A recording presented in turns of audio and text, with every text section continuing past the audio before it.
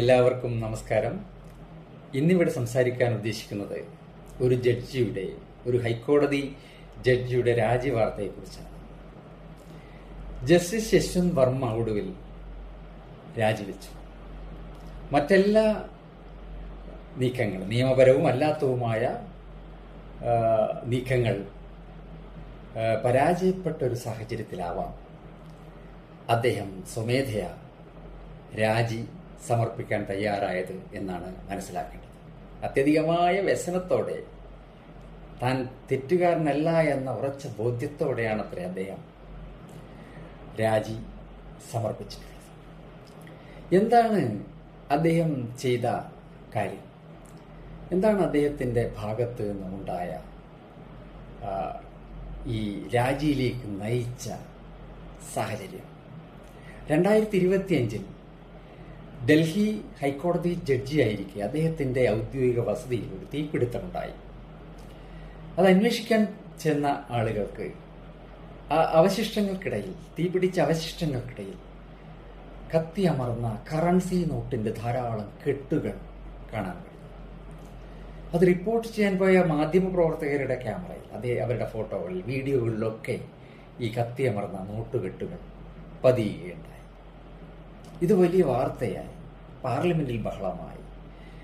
Chief justice of India ഇതിനെക്കുറിച്ച് അന്വേഷിക്കാൻ ഒരു കമ്മിറ്റിയെ നിശ്ചയിച്ചു. എന്ന് മാത്രമല്ല, പാർലമെന്റ് തലത്തിലും ഇത് അന്വേഷിക്കണം എന്ന ഒരു നിർദ്ദേശം ഉണ്ടാവുകയുണ്ടായി.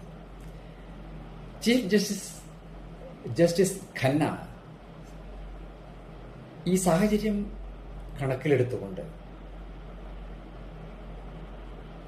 നമ്മുടെ ആരോപിതനായിട്ടുള്ള ജസ്റ്റിസ് യശ്വന്ത് വർമ്മയോട് രാജിവെക്കാൻ ഉപദേശിക്കുകയും ചെയ്തു. പക്ഷെ അന്ന് അദ്ദേഹം രാജിവെക്കാൻ സന്നദ്ധനായില്ല എന്ന് മാത്രമല്ല, അദ്ദേഹത്തിനെതിരെയുള്ള അന്വേഷണങ്ങളെല്ലാം സ്റ്റേ ചെയ്യണമെന്നാവശ്യപ്പെട്ടുകൊണ്ട് സുപ്രീം കോടതിയെ സമർപ്പിക്കുകയാണ് ഉണ്ടായത്. ജസ്റ്റിസ് യശ്വന്ത് വർമ്മയ്ക്കെതിരെയുള്ള അലിഗേഷനുകളുടെ അടിസ്ഥാനത്തിൽ നടന്നുവരുന്ന അന്വേഷണങ്ങളൊന്നും തന്നെ സ്റ്റേ ചെയ്യാനോ നിർത്തിവെപ്പിക്കാനോ സുപ്രീം കോടതി തയ്യാറായില്ല. എന്നു മാത്രമല്ല, അദ്ദേഹത്തെ ജുഡീഷ്യൽ ചുമതലകളിൽ നിന്ന് പൂർണ്ണമായി ഒഴിവാക്കി ഡൽഹി ഹൈക്കോടതിയിൽ നിന്നും അലഹബാദ് ഹൈക്കോടതിയിലേക്ക് സ്ഥലം മാറ്റുകയും ചെയ്തു. അതിനിടയിൽ അദ്ദേഹത്തിനെ കുറിച്ചുള്ള അന്വേഷണ കമ്മിറ്റിയുടെ റിപ്പോർട്ട് വന്നു. ആ റിപ്പോർട്ട് പ്രകാരം അദ്ദേഹത്തിന്റെ ഭാഗത്ത് നിന്ന് പ്രഥമ ദൃഷ്ട്യാ ചില തെറ്റുകൾ സംഭവിച്ചിട്ടുണ്ട് എന്ന് വ്യക്തമായിരുന്നു. തെറ്റുകൾ ചെയ്തിട്ടുണ്ടെങ്കിലും, അല്ലെങ്കിൽ അഴിമതി പോലുള്ള ആരോപണങ്ങൾ ഉണ്ടായിട്ടുണ്ടെങ്കിലും, അതിന് തെളിവുണ്ടെങ്കിലും ഒരു ജഡ്ജിയെ അത്ര എളുപ്പത്തിൽ പദവിയിൽ നിന്നും ഒഴിവാക്കാൻ പറ്റില്ല. നിയമപരമായി തന്നെ, ഭരണഘടനാപരമായി തന്നെ ഒരുപാട് സംരക്ഷണമുള്ള പദവികളാണ് ഹൈക്കോടതി ജഡ്ജിമാരുടേത്. അപ്പോൾ ഭരണഘടനാപരമായി മാത്രമേ ഇദ്ദേഹത്തിനെതിരെ നടപടിയെടുക്കാൻ പറ്റുമായിരുന്നുള്ളൂ. Chief justice of India justice Khanna ഈ അന്വേഷണ റിപ്പോർട്ട്, അദ്ദേഹം കുറ്റക്കാരനാണെന്ന്, തെറ്റുകാരനാണെന്ന് തെളിവ് ഉള്ള ആ റിപ്പോർട്ട് പ്രസിഡന്റിനും പ്രധാനമന്ത്രിക്കും അയച്ചു കൊടുക്കുകയുണ്ടായി.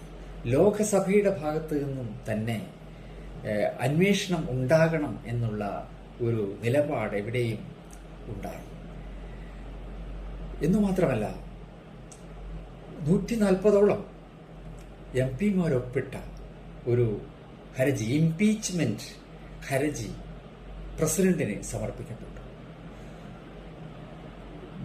ഒരു ജഡ്ജിയെ പദവിയിൽ നീക്കം ചെയ്യണമെങ്കിൽ ഭരണഘടനാപരമായി തന്നെ ഇംപീച്ച്മെന്റ് ആണ് വഴി.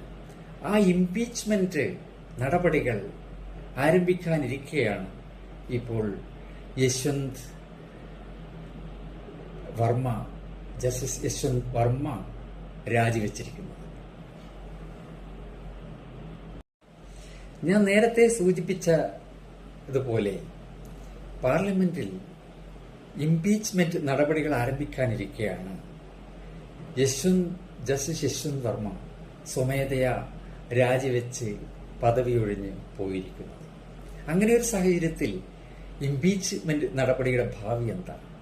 അത് ഇൻഫ്രക്ചസ് ആയി പരിഗണിക്കപ്പെടുകയല്ലേ? അത് ഇനി എല്ലാത്തിനും ഒരു സ്റ്റോപ്പേജ് ഉണ്ടാവുകയല്ലേ? സത്യത്തിൽ അഴിമതി ആരോപിതരായ ഈ ജഡ്ജിമാർക്ക് ജനങ്ങളോട് ഒരു ഉത്തരവാദിത്വവുമില്ലേ? ഈ വ്യവസ്ഥയിൽ അവരുടെ അഴിമതി എങ്ങനെയാണ് കൈകാര്യം ചെയ്യപ്പെടേണ്ടത്? നമുക്കറിയാം, ഈ ഹൈക്കോടതി ജഡ്ജിമാർക്ക് ഒരുപാട് സംരക്ഷണമുണ്ട്.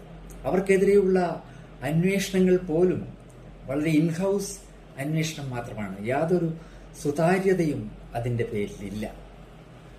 അങ്ങനെയുള്ള അന്വേഷണത്തിൽ അവർ കുറ്റക്കാരാണെന്ന് കണ്ടാലും അവർ രാജിവെച്ച് ഒഴിഞ്ഞു പോവുകയാണെങ്കിൽ അതെല്ലാം അവിടെ അവസാനിക്കുകയാണ്. ജസ്റ്റിസ് JS വർമ്മ ഇന്ത്യയുടെ സുപ്രീം കോടതിയുടെ ചീഫ് ജസ്റ്റിസായ സമയത്ത് അദ്ദേഹത്തിൻ്റെ ഒരു പരാമർശമുണ്ടായിരുന്നു. അത് വളരെ വിവാദപരമായിരുന്നു. ഇന്ത്യയിലെ ജുഡീഷ്യറിയിലെ 20% പേർ അഴിമതിക്കാരാണ് എന്നാണ് അന്ന് അദ്ദേഹം ഒരു പൊതു പരിപാടിയിൽ വ്യക്തമാക്കിയത്. അന്നത് വലിയ അതിശയമാണ് ഉണ്ടാക്കിയത്, വലിയ ഞെട്ടലാണ് പൊതു ഇടത്തിൽ ഉണ്ടാക്കിയത്. ഇന്ന് അങ്ങനൊരു വാർത്ത വലിയ അത്ഭുതമൊന്നും സൃഷ്ടിക്കുന്നില്ല. എത്രയോ യശ്വന്ത് വർമ്മമാർ നമുക്കിടയിൽ സ്വൈര്യമായി ജീവിക്കുന്നു എന്നുള്ളതാണ്. അപ്പോൾ ഇത്തരം ആളുകൾക്ക് വീണ്ടും സംരക്ഷണം കിട്ടുകയാണ്. അദ്ദേഹത്തിന്റെ വസതിയിൽ തീപിടുത്തത്തിനിടയിൽ കത്തിയ നോട്ടുകെട്ടുകൾ, കറൻസി നോട്ടുകെട്ടുകൾ കണ്ടെടുക്കപ്പെട്ടിട്ടും അത് പൊതുവായി ചർച്ച ചെയ്യപ്പെട്ടിട്ടും അതിനെക്കുറിച്ച് സുപ്രീം കോടതി പോലും ഒരു ഇൻഹൗസ് അന്വേഷണം ആരംഭിച്ചിട്ടും അതൊരു കുറ്റകൃത്യം എന്ന നിലയിൽ ഒരു FIR പോലും രജിസ്റ്റർ ചെയ്തതായി എവിടെയും റിപ്പോർട്ടുകൾ വന്നിട്ടില്ല.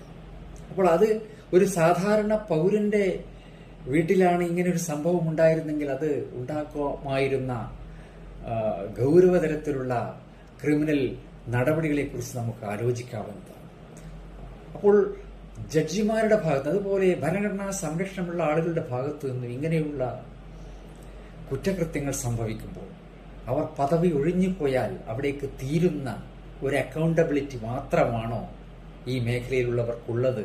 നമ്മുടെ നിയമവ്യവസ്ഥയുടെ പോരായ്മയിലേക്ക് അല്ലേ ഇതൊക്കെ വിരൽ ചൂണ്ടുന്നത് എന്നാണ് എനിക്ക് ഇവിടെ സൂചിപ്പിക്കാനുള്ളത്. എല്ലാവർക്കും നന്ദി.